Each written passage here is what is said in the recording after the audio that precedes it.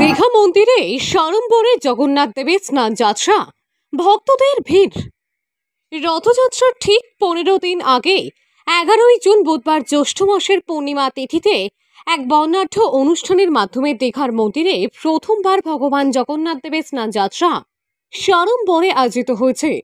শ্রী জগন্নাথের শুভ জন্মতিথি হিসেবেও পরিচিত এই উৎসব জগন্নাথ দেবের স্নান যাত্রা দীঘা জগন্নাথ মন্দিরে প্রথমবার জগন্নাথ দেবের স্নান যাত্রা শুরু হয়েছে। আর স্নান যাত্রার এই পবিত্র দৃশ্য দেখতে বহু ভক্তের সমাগম হয়েছে দীঘা জগন্নাথ মন্দিরে। নিয়ম ও তিথি মেনে সকাল 11টার পর স্নান যাত্রা শুরু হয় জগন্নাথ মন্দিরে। ভগবানের স্নান যাত্রা, ভগবানের শুভ জন্মদিন, কিছুদের মধ্যেই ভগবানকে আমরা এক এক করে বাইরে আমরা নিয়ে যাব। বাইরে মাঠে আমরা স্নান বেদি করেছি।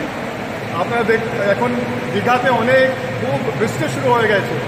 ইন্দ্রদেব উনিও উৎসুক রয়েছেন ভগবানকে চান করানোর জন্য।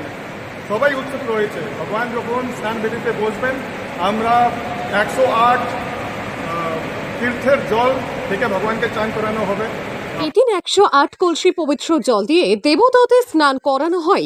108টি তীর্থক্ষেত্র থেকে আনা হয় এই বিশেষ জলে মেশানো হবে গঙ্গাজল, তুলসী পাতা, কাঁচা দুধ, আতর, চন্দন ও কর্পূর।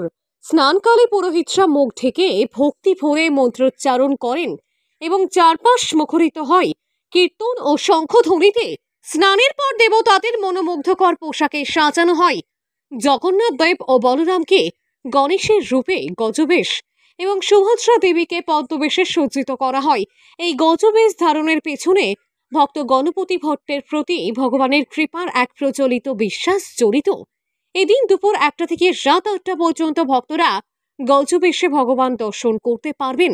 স্নান যাত্রা উপলক্ষে মন্দিরে উপস্থিত ছিলেন জেলা শাসক পূর্ণেন্দু মাঝি, অন্যান্য প্রশাসনিক আধিকারিকেরা। ভগবানকে চান করানো হবে, পঞ্চামৃত থেকে স্নান করানো হবে, তারপরে ভগবানকে ভোগ অর্পণ করা হবে।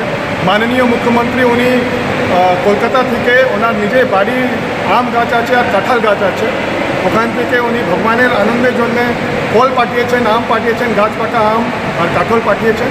ভগবানকে যে 56 ভোগ হবে ওর মধ্যে এটাও মাননীয় মুখ্যমন্ত্রীর যে ফল আছে ওটাও অর্পণ করা হবে।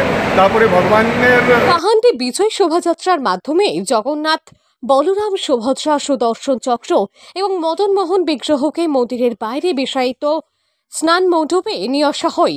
জগন্নাথ দেবকে স্নান করতে দেখে পুণ্য অর্জন, অপার শান্তি ও আনন্দ লাভের আশায় তারা উৎসবে সামিল হতে অধীর আগ্রহে স্নানযাত্রার পূর্ববর্তী এই বিশেষ আয়োজনে তাদের ভক্তি ও আবেগ যেন উপচে পড়ছে। ভক্তদের সুবিধার জন্য মন্দিরের সামনে উঁচু মণ্ডপ তৈরি করা হয়েছে, যাতে দূর থেকেও বিগ্রহ দর্শন সম্ভব হয়। স্নান যাত্রার পর থেকে জগন্নাথ দেবের দর্শন 15 দিনের জন্য বন্ধ থাকবে। পূর্ব মেদিনীপুর জেলা দীঘা থেকে সৈকত শ্রীর রিপোর্ট, লোকাল 18 বাংলা।